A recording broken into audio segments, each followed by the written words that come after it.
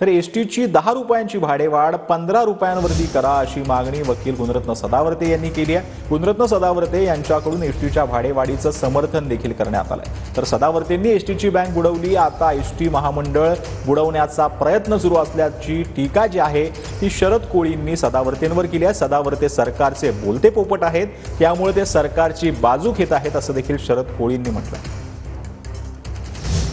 भाडेवाढीमध्ये ज्या प्रकारे 10 रुपयाची भाडेवाढ 11 रुपये करण्यात आलेली आहे, त्या पुढे जाऊन आमचं म्हणणं असं आहे की 11 रुपये नाही, भाडेवाढ 15 रुपये करा। 11 म्हणजे 1 रुपया भाडेवाढ नाही, 5 रुपये करा, 11च्या जागी 15 करा। एसटी कष्टकरी जनसंघ हा 68,000 कष्टकऱ्यांचा जनसंघ आहे आणि करार व्हायला पाहिजे त्या विषयाचा की ही भाडेवाढ करण्यामागे काय उद्देश आहे। तुम्ही एसटी महामंडळाच्या कर्मचाऱ्यांचा दगाफटका करून त्यांच्या पाठीत खंजीर खुपसण्याचं काम केलं, तुम्ही त्यांचं परपंच उद्ध्वस्त करण्याचं काम केलं आणि तुम्हाला तोंड तरी आहे का? कोणत्या तोंडानं तुम्ही समर्थन करताय? अहो तुम्ही जनतेच्या विरोधातला आहे।